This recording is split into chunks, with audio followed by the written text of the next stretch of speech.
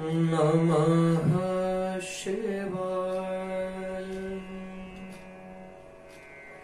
हरे ओम नमः शिवाय। शुभं शुभं कुरु नमः शिवाय। सच्चिदानंद रूपाय विश्वोत्पत्त्यादिहेतवे तापत्रय विनाशाय श्रीकृष्णाय वयं नमः। जय श्री कृष्ण। नमस्कार, स्वागत है आप सभी का हमारे कार्यक्रम भागवत कथा। पिछले सत्र में हमने श्रवण किया कि श्रीमद् भागवत के श्रवण से किस तरह 7 दिन में गोकर्ण जी ने भागवत की कथा धुंधुकारी को सुनाकर उसकी सदगति की, उसकी मुक्ति की। धुंधुकारी के लिए विमान आया, धुंधुकारी विमान में बैठकर भगवत धाम को चला गया। तभी जो श्रोता वहां पर और भी उपस्थित थे, सबने गोकर्ण जी से निवेदन किया, बोले प्रभु एक बात बताइए, जितनी देर बैठकर कथा धुंधुकारी ने श्रवण की उतनी ही देर हमने भी बैठकर श्रवण की। 7 दिन तक उसने सुनी, 7 दिन तक हमने भी सुनी, हमने भी एक क्षण की कथा नहीं छोड़ी। तो फिर केवल उसी के लिए विमान क्यों आया? विमान हमारे लिए क्यों नहीं आया? गोकर्ण जी ने भगवान के पार्षदों से पूछा, बोले भैया बात तो बिल्कुल सही है, भाई कथा तो यहां पर सबने सुनी है, तुम विमान लेकर केवल धुंधुकारी के लिए ही क्यों आए, सबके लिए क्यों नहीं? तो भगवान के पार्षद जो है वो बड़ी अद्भुत बात कहते हैं। श्रवणस्य विभेदेन फलभेदोऽत्र संस्थितः।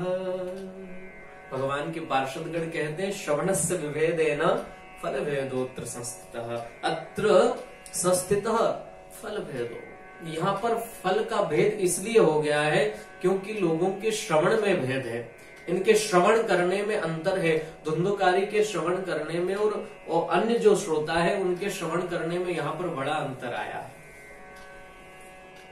कथा तो बहुत लोग सुनते हैं, परंतु क्या सब इसी कामना से सुनते हैं कि हमें मोक्ष की प्राप्ति हो जाए?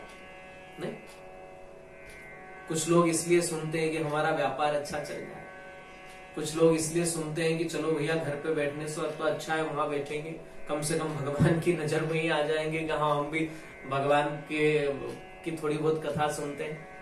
कुछ लोग इसलिए भी कथा सुनने के लिए जाते हैं कि जो आयोजक लोग हैं, जिन्होंने कथा करवाई है, वो बड़े घनिष्ठ लोग हैं, नहीं जाएंगे तो वो बुरा मान जाएंगे। या कुछ लोग इस कारण भी जाते हैं कि जो कथा कर रहे हैं वो परिचित है, उनका भी हमारे पास कॉल आया था कि आपको एक दिन आना है या आपको कथा श्रवण करने आना है, तो कुछ इस कामना से भी जाते हैं। हर व्यक्ति एक कामना से कथा नहीं सुनता। यदि सबने मोक्ष की कामना से कथा सुनी होती तो सबके लिए विमान आया होता, परंतु सबने इस कामना से नहीं सुनी। कोई इसलिए सुन रहा है कि मेरा व्यापार चल जाए, कोई इसलिए सुन रहा है कि मेरे बेटे के यहाँ पर बेटा हो जाए, कुल की वृद्धि हो जाए, कोई चाहता है कि मेरे पूर्वजों का उद्धार हो जाए। तो सबकी कामनाएं अलग अलग है, सबके संकल्प अलग अलग है, इसलिए सबके सुनने में भेद आया है, सबने अलग अलग कारणों से सुना है। और धुंधुकारी ने मोक्ष की कामना से सुना, इसलिए उसका मोक्ष हो गया, उसके लिए विमान आया। इसलिए सच्चे श्रोता बनिए। श्रोता बनने के बाद, कथा सुनने के बाद, कथा सुनने गए और आपने कुछ ऐसा मन में कामना ले आए जो बड़ी सस्ती कामना है, जो बहुत छोटी है, क्योंकि जब भगवान से मांगो तो फिर भगवान से कम क्या मांगना। कुछ संत तो कहते हैं, बोले जब भी भगवान से मांगो ना तो भगवान को ही मांग लेना, क्योंकि देने वाला तो वही है, जो भी मांगोगे वही देगा। इसलिए भैया मैं तो तुम्हें ही चाहता हूं, जग तुझसे चाहता होगा परंतु मैं तो तुझे ही चाहता हूं। क्योंकि तुझे पा लिया तो फिर कुछ पाना शेष रह नहीं जाएगा। इसलिए भगवान से जब मांगो ना तो कम मत मांगो, बोले हमें तो तुम चाहिए। भगवान से मांगो तो भगवान से कम क्या मांगो, उन्हीं को मांगो। क्योंकि जहां हम मांगने गए वो कोई छोटी जगह नहीं है। जब भी मांगा जाता है ना, सामने वाले का स्टेटस देखकर मांगा जाता है। जो 1000 रुपए रोज कमाता है वो 10 रुपए किसी को दान देना उसके लिए बड़ी बात नहीं होती, वो दे देता है। जो 10,000 रुपए कमाता है, अब आप उसके पास जाकर के 10 रुपए मांगो तो वो तो सहजता से दे देगा, परंतु उसकी क्षमता आपको कम से कम 100 रुपए देने की है, वो उतना दे सकता है आपको। इसलिए क्षमता देखकर मांगो जब सामने वाले से मांगो कि उसकी क्षमता क्या है। और भगवान की क्षमता का तो कोई पारावार नहीं है साहब। जो भी जिसको भी कुछ मिला है वो सब उन्हीं की कृपा से मिला है। उनसे ज्यादा भला कोई क्या देगा। जितना वो देते उतना तो कोई दे ही नहीं पाता है, कोई नहीं दे पाएगा। क्योंकि जो भी दे रहा है किसी को, यहां वहां आपको कहीं कुछ दान देता हुआ दिखाई पड़ रहा है, कोई सेवा करता हुआ दिखाई पड़ रहा है, उसको मिला है तभी तो वो दे रहा है ना। और जो मिला है उससे ज्यादा तो नहीं दे रहा, जो मिला है उससे ज्यादा कोई नहीं दे रहा।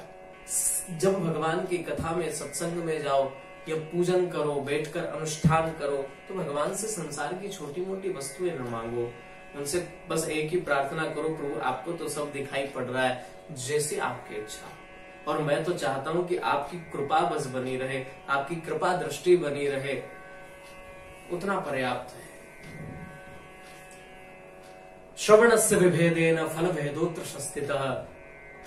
धुंधुकारी ने मोक्ष की कामना से एक चित्त होकर के सुनी है, इसलिए उसके लिए विमान आया। अब तो गांव वाले बड़े उदास हो गए, भैया हमको पता नहीं था, वरना हम भी एकाग्र चित्त होकर के श्रद्धा पूर्वक सुनते, हमारे लिए भी विमान आता। बड़े उदास हो गए। गोकर्ण जी ने कहा तुम चिंता मत करो, तुम अपना संकल्प मजबूत करो, तुम अपनी प्रतिज्ञा को, अपने भाव को पुष्ट करो, मैं पुनः कथा करने को तैयार हूं। और दोबारा पुनः कथा हुई, और अब की बार जितने भी लोग थे सबके लिए विमान आया।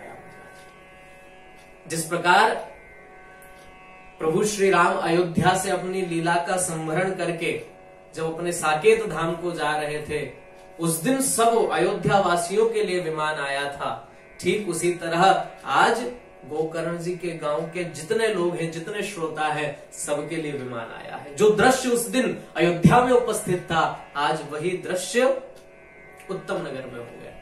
और गोकर्ण जी की इस तरह की भक्ति जब देखी तो महाराज साक्षात भगवान प्रकट हो गए। भगवान ने आकर के गोकर्ण जी को गले से लगा लिया। और भगवान जब प्रकट हुए तो ब्रह्मा जी प्रकट हो गए, और जहां ब्रह्मा जी प्रकट हो गए सारे देवता प्रकट हो गए। और गोकर्ण जी से कहा है, गोकर्ण तुमने तो आज अद्भुत स्थिति उपस्थित कर दी है।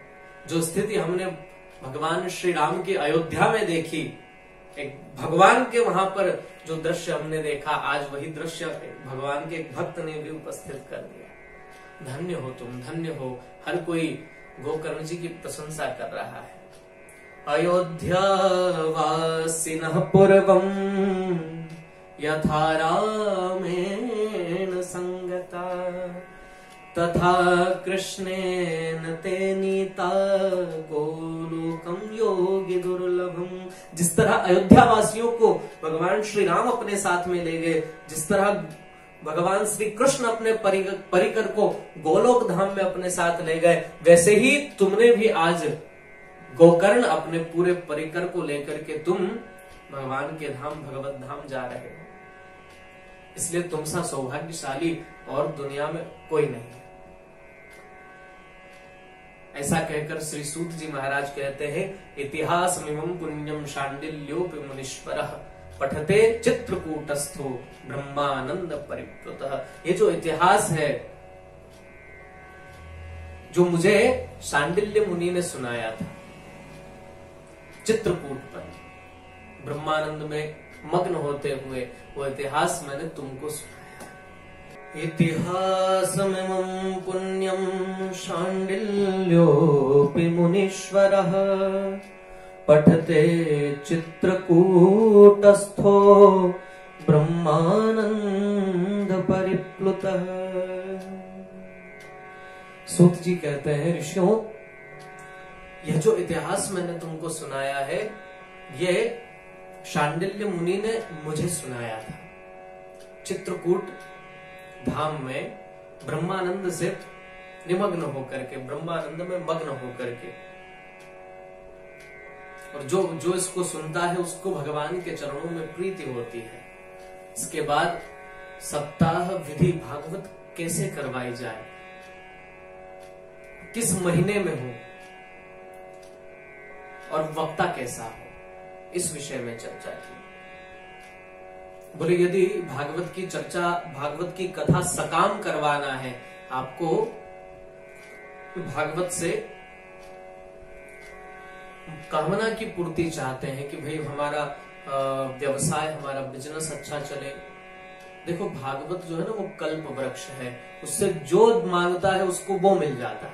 कोई व्यवसाय चाहता है तो भागवत वो भी प्रदान करती है। मैं कल्प वृक्ष की परिभाषा पहले भी आपको बता चुका हूँ।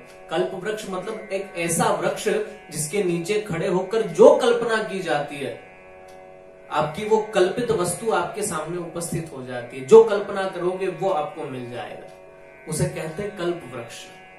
इसलिए भागवत भी कल्प वृक्ष है, क्योंकि यहाँ जिस कामना से जो व्यक्ति आता है उसको वो वस्तुएं मिल जाती है। वो जिस कामना से आएगा वो मनोकामना उसकी पूर्ण हो जाएगी। इसलिए ये कल्प वृक्ष है। तो यहाँ यदि कामना से आपको करना है कि हमारी ये मनोकामना पूर्ण हो जाए, तब किसी बढ़िया ज्योतिषी से, किसी ब्राह्मण से मुहूर्त दिखाकर फिर भागवत की कथा करानी चाहिए।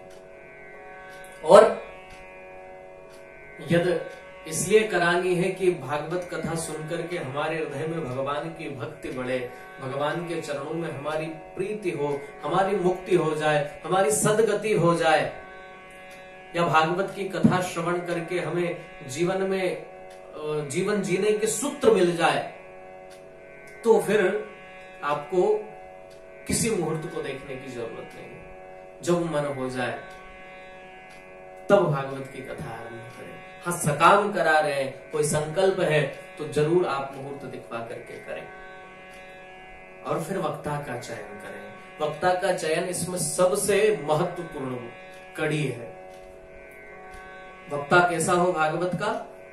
आजकल वक्ताओं में बड़ा मतभेद है। आजकल लोग सही वक्ता चुन नहीं पाते, और उसके कारण जो है उन्हें जिस चीज का जो फल मिलना चाहिए वो मिल नहीं पाता। विरक्तो वैष्णवो विप्रो, ये वक्ता के लक्षण है। वेद शास्त्र विशुद्धिकृत दृष्टांत कुशलो धीरो वक्ता कार्यो नित्य स्पृह। वक्ता कैसा हो? भागवत का जो वक्ता है वो विरक्त होना चाहिए। सबसे पहली शर्त यहाँ पर विरक्ति की है, वो लालच विहीन होना चाहिए। भागवत के वक्ता को लालच नहीं होना चाहिए, क्योंकि यदि लालच होगा तो उसका ध्यान जो है धन पर रहेगा, न कि कथा पर। फिर वैष्णव होना चाहिए, अर्थात भगवान का भक्त होना चाहिए, क्योंकि जो भगवान का भक्त होगा वही तो भागवत की कथा में, भगवान की कथा में डूब पाएगा, और जो खुद डूब पाएगा तभी तो औरों को डुबा पाएगा। जो खुद ही नहीं डूबा है भगवान की कथा में, भगवान की भक्ति में, वो औरों को वहां तक कैसे ले जाएगा? एक दृष्टांत मुझे याद आ रहा है स्वामी रामकृष्ण परमहंस जी के जीवन का। एक बार एक महिला उनके पास आई अपने छोटे से बालक को लेकर के, और कहती है, महाराज मेरा जो ये बालक है बड़ा शैतान है, और इसकी एक आदत बहुत खराब है, ये जो है गुड़ बहुत खाता है। स्वामी रामकृष्ण परमहंस ने थोड़ी देर विचार किया और उसके बाद कहा, एक काम करो, तुम एक सप्ताह बाद आना, तुम्हारे बच्चे को मैं समझा दूंगा। अब बड़े संत थे, ज्यादा बात तो कोई करता नहीं, तो वो महिला चली गई वहां से। फिर एक सप्ताह बाद वो पुनः आई, उसने निवेदन किया स्वामी जी मैं एक सप्ताह पहले आपके पास आई थी, तो मेरा जो बेटा ये गुड़ बहुत खाता है, आप इसे समझा दीजिए। तो ऐसा निवेदन मैंने आपसे किया था, आपने कहा एक सप्ताह बाद आना। एक सप्ताह हो गया, मैं आज फिर आई हूं आपके पास, आप इसे समझा दीजिए। स्वामी रामकृष्ण परमहंस ने उस बालक से कहा, क्योंकि वो बालक जो है उसकी महात्मा के प्रति आस्था थी, या हो सकता है भय भी हो। कई बच्चे महात्माओं से डर भी जाते हैं, कि विनोद की बात है, वैसे महात्माओं से बच्चों को कभी डराना नहीं चाहिए। तो बालक जो है उससे स्वामी जी ने कहा, बोले बेटा गुड़ खाना अच्छी बात नहीं है, वो उसके जो उसकी हानि है वो सारी चीजें बताई, क्योंकि ज्यादा मीठा खाओगे, इस तरह जो भी उनको बताना चाहिए था उन्होंने बताया। उस बच्चे को समझा दिया। उस माँ को बड़ा आश्चर्य हुआ। माँ कहने लगी, महाराज जी जब एक सप्ताह पहले में आई, बात तो 2 ही मिनट की थी, आपने ये बात उस दिन क्यों नहीं कही? आपको और कोई काम भी नहीं था, ऐसा भी नहीं था कि और भी लोग खड़े हैं जिनसे आपको मिलना है, या मुझसे महत्वपूर्ण दूसरे लोग हों या कोई जरूरी काम में आप व्यस्त हो, ऐसा उस दिन कुछ भी नहीं था। आप तो फ्री ही बैठे थे, आप उस समय ऐसी कोई व्यस्तता आपके पास नहीं थी, तो आपने उस दिन मुझे एक सप्ताह बाद आने को क्यों कहा? तो स्वामी रामकृष्ण परमहंस जो है मुस्कुरा करके कहते हैं, बोले बहन बुरा मत मानना, परंतु जिस दिन तुम अपने बच्चे की शिकायत लेकर मेरे पास आई और तुमने कहा कि गुड़ बहुत खाता है, इसे समझा दो, उस दिन तक मैं भी बहुत गुड़ खाता था, इसलिए मैं जब गुड़ खा रहा हूं तो उसको मैं कैसे मना कर सकता हूं? मैं खुद खाऊं और उसको उपदेश करूं कि न खाए, तो वो जो उपदेश है उसका प्रभाव उसके जीवन पर नहीं होगा। पहले मैंने खुद ने गुड़ छोड़ा है, उसके बाद मैंने तेरे बेटे को 7वें दिन बुलाया है समझाने के लिए। अब जो है मेरा जो वचन है वो उस पर प्रभावी होगा। तो जो खुद डूबा नहीं है वो औरों को कैसे डुबाएगा? जो खुद भगवान के चरित्रों में जिसका मन नहीं लगता, जो भगवान की भक्ति में नहीं डूबा है, जो खुद गुड़ खाता है, वो औरों को मना कैसे करेगा? ये वैसी ही बात यहां पर हो जाती है। तो वक्ता कैसा हो? वैष्णव हो, और तीसरी बात विप्र हो, अर्थात ब्राह्मण हो। आजकल कई लोग ऐसे हैं जो भागवत की कथा करते हैं और जन्म से वो ब्राह्मण नहीं। मेरा तो बस इतना कहना है कि यदि आप कामनाओं के अनुसार आप चाहते हैं कि आपके संकल्प की पूर्ति हो, तो जब भी कथा कराएं किसी ब्राह्मण के द्वारा ही कराएं। और ब्राह्मण कैसा हो? वेद शास्त्र विशुद्धिकृत, वेद शास्त्र की बातों को विशुद्ध करके आप तक पहुंचा दें। क्योंकि शास्त्र जो है वो बड़ा गूढ़ है, वो बड़ा गूढ़ है, आसानी से समझने में आने वाली चीज नहीं है। इसलिए उस कठिनतम बात को भी बड़ी आसानी से किसी लौकिक दृष्टांत में या आपके दैनिक दिनचर्या से जुड़ा हुआ कोई दृष्टांत देकर उस कठिन से कठिन अगम बात को भी बड़ी आसानी से, बड़ी सरलता से आप तक पहुंचा दे, वो वास्तविक वक्ता है। वेद शास्त्र विशुद्धिकृत, जो बहुत छोटी सी बात को बड़ी करके आपके सामने रखे, वो वक्ता नहीं है। कुशल वक्ता वो है जो पूरे समुद्र को एक घड़े में भरकर आपके सामने रख दे, अर्थात बड़ी से बड़ी, कठिन से कठिन बात को भी आसानी से आप तक पहुंचा दे, वो सच्चा वक्ता है। उसके बाद दृष्टांत कुशल धीरो, दृष्टांत कुशल, कोई बात आपकी समझ में नहीं आ रही, मान लो कठिन पड़ रही है, तो दृष्टांत दे करके, कोई कहानी, कोई किस्सा सुना करके आपको उसे समझा दे। यद्यपि उसका औचित्य, उसका उद्देश्य आपको कहानी किस्से सुनाना बिल्कुल नहीं होना चाहिए, परंतु कई बार जो बहुत आपको असरल लग रहा है, जो कठिन है, जिसको समझने में सीधी सीधी पद्धति से बड़ी परेशानी हो रही है, तो उसको उदाहरण के द्वारा, दृष्टांत के द्वारा समझाया जा सकता है। ये भागवत की कथाओं को समझाने के लिए दृष्टांत की बात कही है।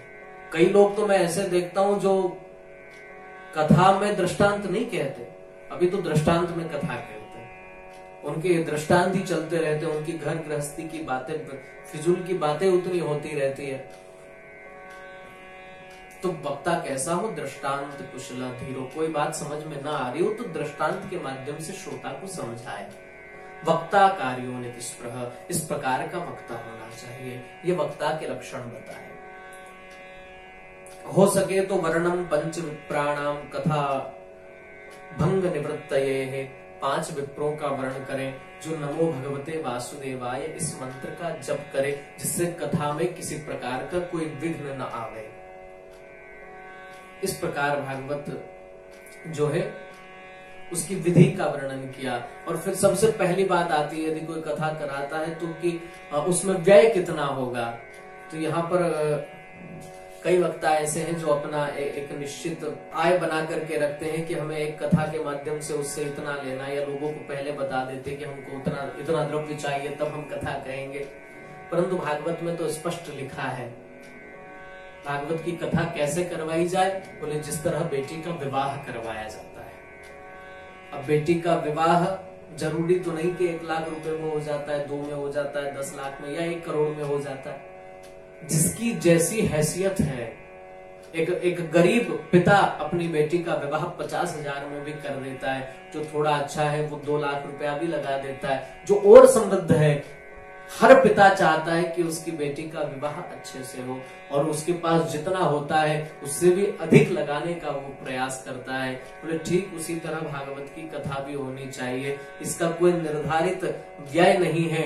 जिस प्रकार एक पिता अपनी बेटी के विवाह में व्यय करता है, जिस प्रकार बेटी के विवाह को उत्साह पूर्वक करता है, उसी तरह भागवत की कथा करानी चाहिए। अब कोई कितने कम खर्चे में कर सकता है, किसका ज्यादा से ज्यादा हो सकता है, वो उसकी हैसियत पर, उसकी आवक पर डिपेंड करता है। वो उस पर निर्भर कथा होनी चाहिए। और बीच बीच में जय शब्दम नमः शब्दम शंख शब्दम चकारय, बीच में श्रोताओं को जय शब्दम, भगवान की जय हो, इस तरह के उद्घोष, शंख शब्दम, शंख इत्यादि बजने चाहिए। इस तरह भागवत की कथा कराई जानी चाहिए। ये इसकी पूरी विधि का वर्णन किया गया। और इसी के साथ हम इस सत्र को यह विश्राम देंगे। शेष चर्चा हम लोग भागवत के महात्म्य में ही लगभग अगला सत्र हम लोग महात्म्य में करेंगे। उसके बाद भागवत के प्रथम स्कंद में हम लोग प्रवेश करेंगे। साधक जय श्री कृष्ण।